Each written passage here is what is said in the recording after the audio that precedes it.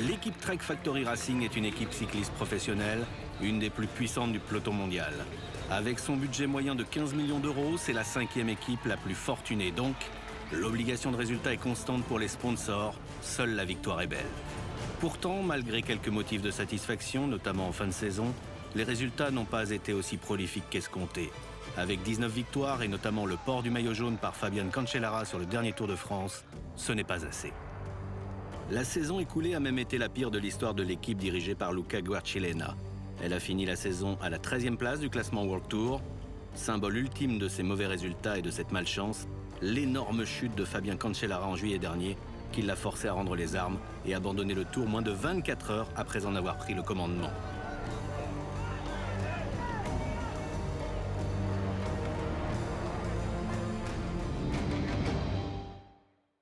« 2016 doit être meilleur pour l'équipe de Spartacus qui a vu l'arrivée d'un nouveau sponsor ambitieux.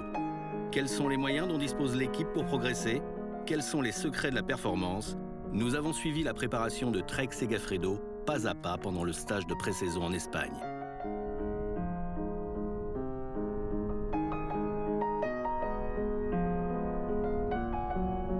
Suivez-nous dans l'intimité d'une équipe professionnelle, 24 heures en immersion derrière les rayures du maillot noir et blanc de la formation américaine.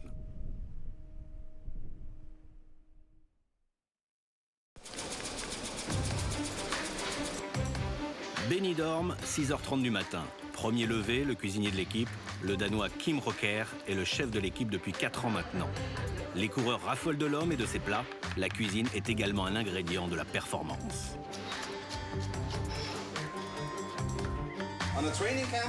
Pendant les camps d'entraînement, je dors dans ma cuisine. J'y suis de 5h30 le matin à 22h. Voilà, c'est comme ça, je le sais, j'y peux rien. Vous savez, j'ai 25 coureurs à nourrir ici, alors que sur le Tour, par exemple, il y en a seulement 9. Et je ne leur fais que le petit déjeuner et le dîner. Ici, c'est petit-déj, déjeuner, dîner. Ouais, mais c'est pas mal. C'est aussi un camp d'entraînement pour moi, l'occasion de rester en forme. Pendant ces camps, je dois remettre les gars sur pied. C'est vraiment de la nourriture saine. Je ne fais pas de plat gastro. Je prépare un gros bol de salade, un grand plat de lasagne que je mets directement sur la table. J'ai vraiment pas le temps de mijoter les petits plats. Ici, la nourriture, c'est juste pour survivre. Bon, remarquez, je dis ça, mais aujourd'hui, c'est pas si mal. Je leur prépare des spaghettis bolognaises et une salade de haricots. C'est pas non plus le top, hein.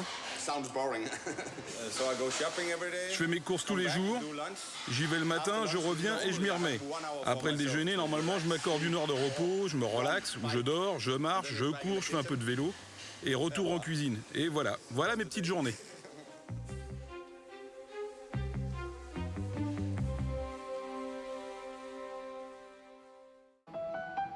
Alors que le chef prépare déjà le déjeuner, les coureurs, eux, se réveillent à peine et rejoignent peu à peu le restaurant.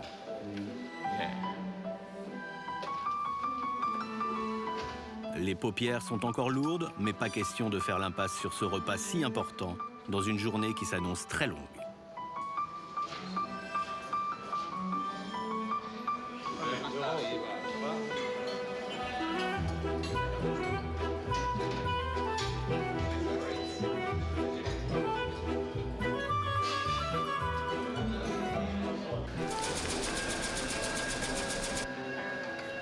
Lors des stages d'entraînement, les 41 membres du staff sont sur le qui-vive.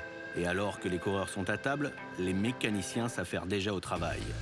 Ils sortent tout leur matériel du camion technique. Avant 8 h du matin, les 7 mécanos de l'équipe sont à pied d'œuvre. Pour chaque nouvelle saison, les fabricants sortent un nouveau modèle. C'est le seul moment de l'année où les mécanos peuvent régler, sticker, arranger les machines. Pas de repos pour les gardiens du temple.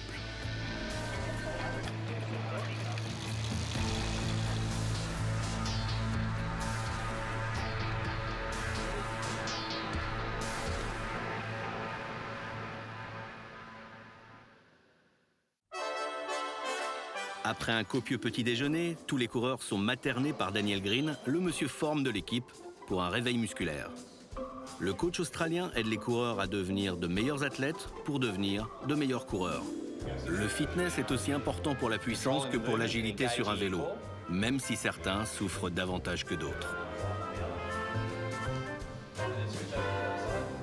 Go down as far as you can, and then come back up. Yep.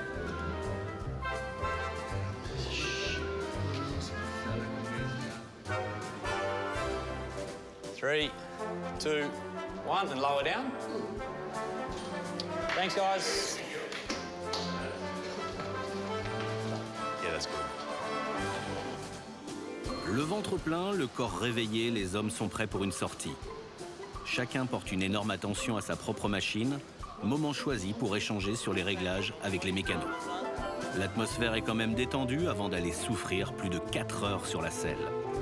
L'occasion pour Fabian Cancellara de saluer à sa manière son nouveau coéquipier Ryder Hesjedal, vainqueur du Giro en 2012. Eh les gars, bon anniversaire Ryder, hein. Pour la peine aujourd'hui, je crois que tu auras le droit à 3 pauses café. So don't write on the time in the same couple, change and time. Sì, no, devi fare quello. Vai, vado a questo.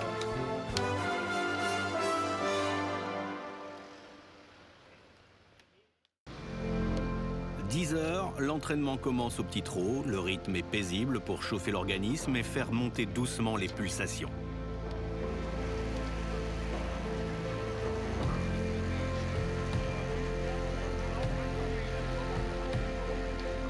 Les coureurs n'ont pas pris la route depuis 1 heure qu'une grosse frayeur gagne l'équipe. Fabian Cancellara est tombé, ainsi que 2 coéquipiers, dont Ryder Hesjedal. Une façon originale de célébrer son anniversaire. Cancellara a déjà chuté 2 fois en 2015, vertèbres cassées à chaque fois. On imagine donc le pire. Moment d'angoisse en attendant que Spartacus se relève.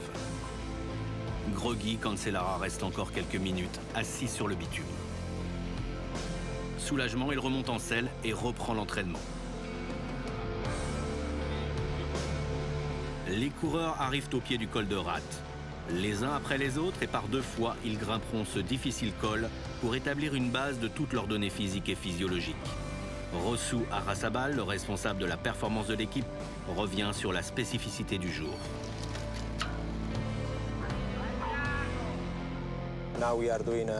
Alors, aujourd'hui, on fait un test d'endurance. Les coureurs vont escalader 2 fois le col à différents moments de l'entraînement. On leur a donné un rythme à tenir et ils doivent essayer de garder ce rythme les 2 fois, sans flancher au 2e passage.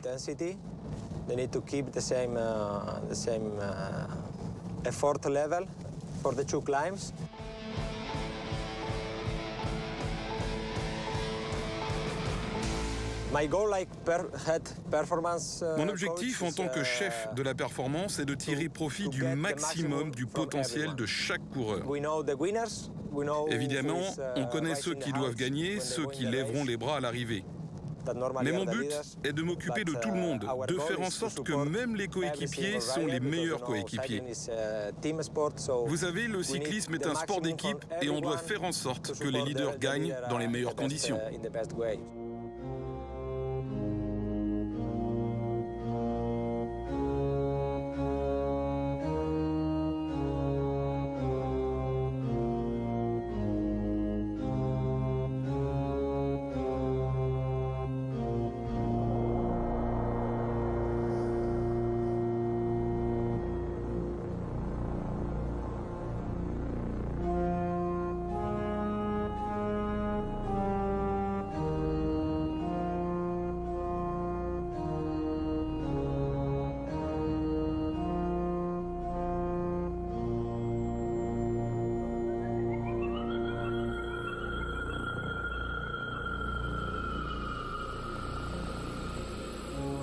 Au sommet du col de Rat, tous les coureurs sont accueillis par les 5 scientifiques et entraîneurs de l'équipe.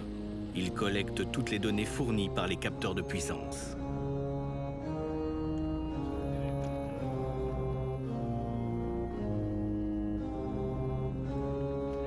Les coureurs sont éprouvés, la saison démarre et les organismes sont encore au ralenti après les vacances.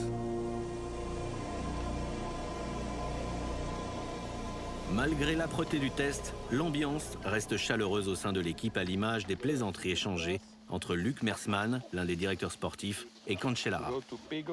Alors pour rentrer, vous passez par Bigot, vous prenez la grande route, vous repassez par la même route qu'on a pris à l'aller. T'es sûr de ça? Oui, Et comment tu sais ça? parce que c'est comme ça. Mais t'as fait des recherches pour ça, non? Ah oui, avec Popovic. Ah ouais, donc vous avez fait un petit repérage en vélo hier, hein. Ouais, on l'a fait 2 fois même. Mais oui, pourtant je t'ai vu au café belge, c'est bizarre. Ah, c'était pas moi, c'était mon frère. Mais c'est vrai qu'il me ressemble un peu. Ah, mais il est certainement pas aussi sympa que toi. Alors là, non, pas du tout.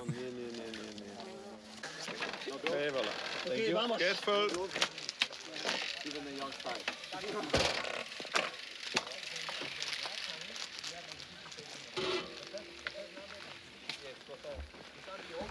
Eh Luc, c'est un film sur toi en fait, si je comprends bien. T'es toujours filmé.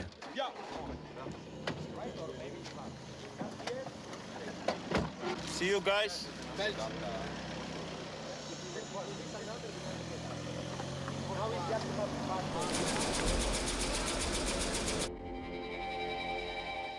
Il est plus de 14 heures. Après 4 heures sur les routes, les coureurs et le staff sont de retour à l'hôtel. Moment opportun pour donner un retour auprès des mécanos sur les réglages des machines. L'heure est aussi venue de commenter l'entraînement avec le staff.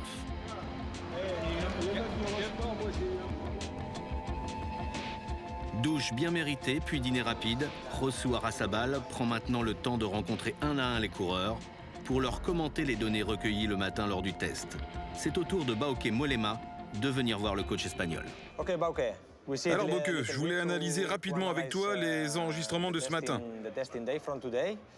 Ici, la courbe, c'est la première montée. On peut voir ton rythme. Pour le mois de décembre, c'est vraiment bien. Mais quand on regarde ton deuxième passage au sommet, on voit bien que tu as perdu 21 watts, ce qui fait 6%.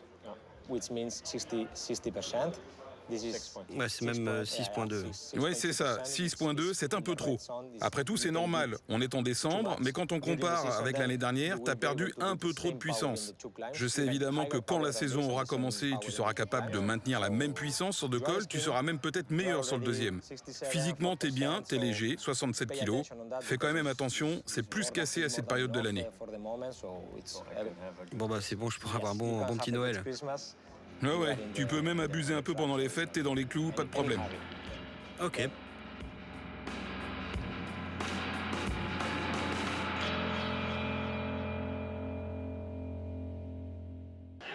Nouvelle immersion dans le stage Trek Segafredo.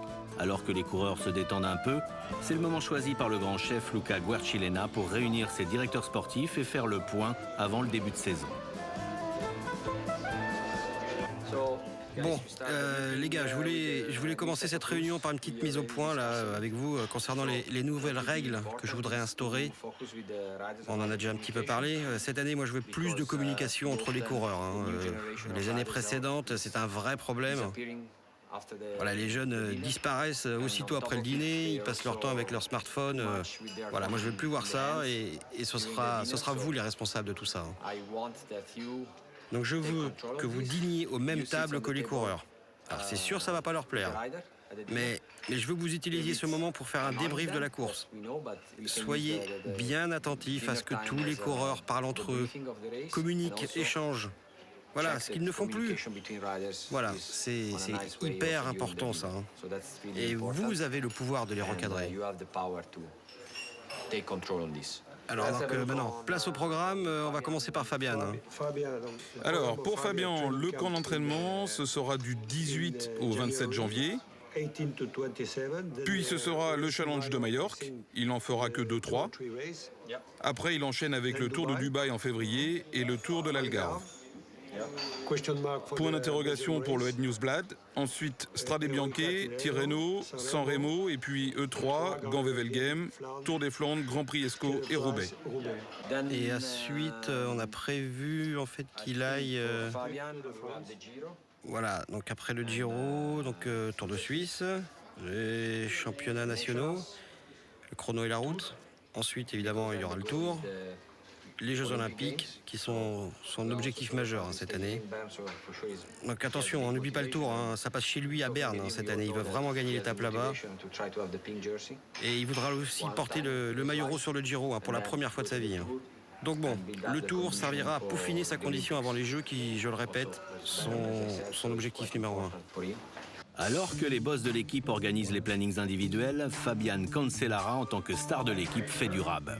Interview pour les télés, radios et sites internet spécialisés. Sans oublier une séance photo avec nouveau maillot, nouveau sponsor oblige. Le triple vainqueur de Paris-Roubaix et du Tour des Flandres est encore détendu dans cette avant-saison. Il plaisante encore avec photographes et journalistes.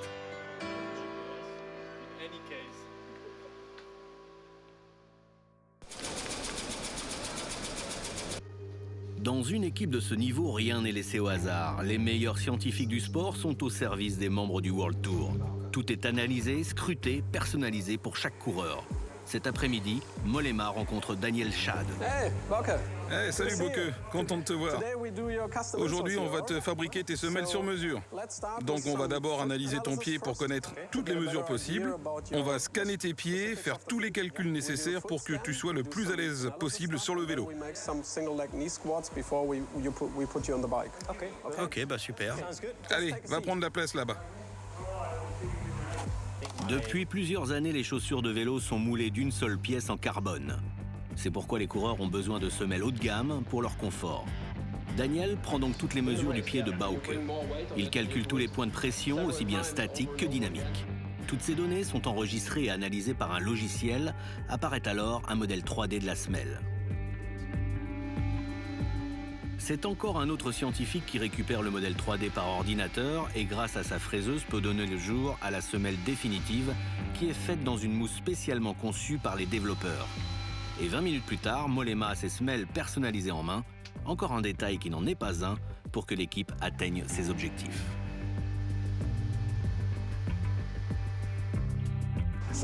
Et voilà, les semelles sont maintenant terminées. Voilà, ça c'est un modèle spécial pour la route, parce qu'on en fait d'autres aussi pour les contre-la-montre. Et maintenant, on va les donner au coureur, il va les mettre dans ses chaussures, et on verra comment il se sent sur la route.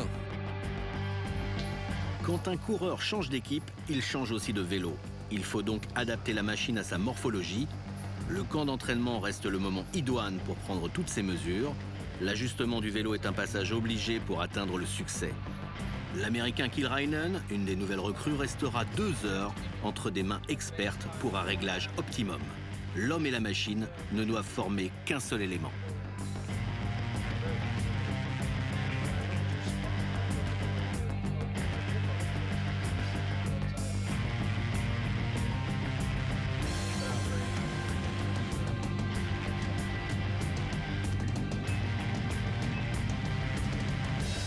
Dans le même temps, l'expérimenté Frank Schleck vient tester les nouvelles selles. 1 heure durant, il passe de l'une à l'autre. Comme pour le pied, on mesure aussi les appuis du fessier sur l'échantillon. Ces données serviront également à façonner une selle sur mesure pour le luxembourgeois.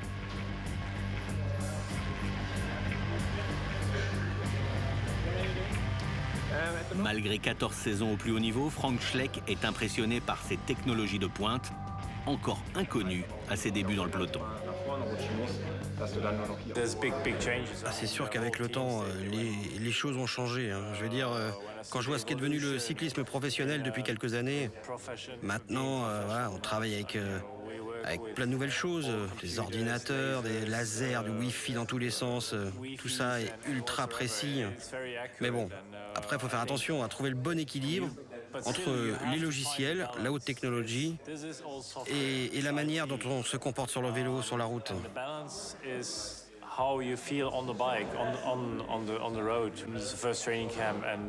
Là, c'est le premier camp d'entraînement et donc c'est le moment parfait pour tout mettre en place. On a le temps de comprendre, de trouver des façons de s'améliorer. Alors bien sûr, on est les sorties en vélo tous les jours, pendant des heures, pour travailler le physique, l'endurance.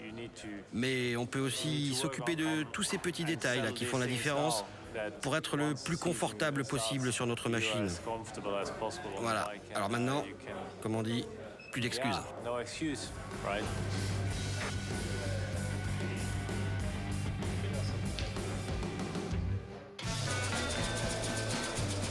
La journée fut longue mais pas encore terminée.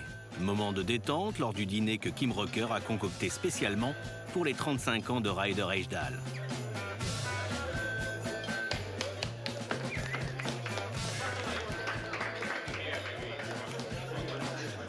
Même s'il se ressent toujours de sa chute matinale, le Canadien ne peut échapper au discours traditionnel. Merci à tous. Vous m'entendez? Merci tout le monde.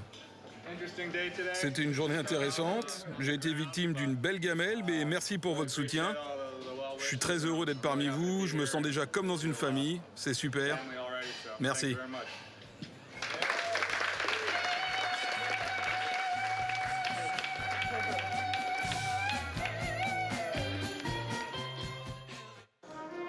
La journée s'étire encore un peu. Luca Guercilena requiert encore un peu d'attention de ses coureurs lors d'une ultime séance plénière.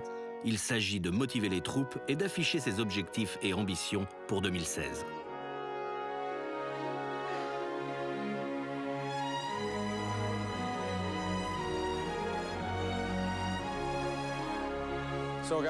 Bon les gars, ouais, c'est une longue soirée. Hein.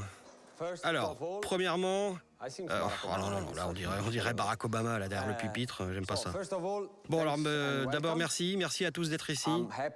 Je suis vraiment très heureux de vous présenter le nouveau nom de l'équipe qui sera désormais Trek Segafredo. Voilà, ça signifie que à partir de maintenant, nous aurons de nouvelles responsabilités, ok? À partir d'aujourd'hui, soyez bien conscients que notre nouveau sponsor ne veut qu'une seule chose, la victoire, rien d'autre. Alors pourquoi ça? Voilà. Si on gagne, l'avenir sera radieux. Mais si on ne fait que participer, voilà, on peut dire adieu à notre avenir. Gardez bien en mémoire que le seul et unique objectif, c'est la gagne. D'accord? Bon, alors je n'autorise pas les questions maintenant, donc je vous en demande pas, c'est simple. Voilà, pas de questions. Bon alors la session de questions-réponses est désormais terminée. Merci de votre attention et je vous souhaite une bonne saison à tous.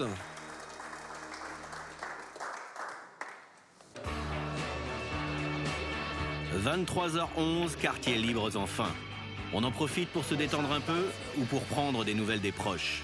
De l'aveu même des coureurs, les camps d'entraînement peuvent user encore plus que la course elle-même. Sûrement le prix à payer pour la performance tout au long de la longue saison qui vient juste de commencer. «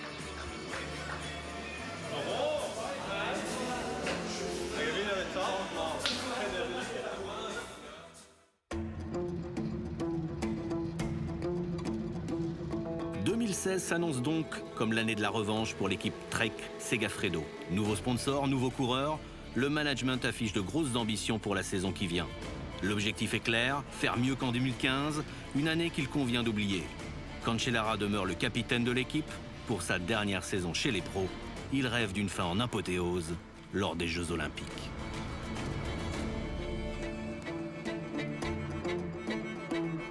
L'ambition reposera aussi sur les 24 coéquipiers du Suisse, mis dans les meilleures conditions lors de ce stage pour glaner de belles victoires.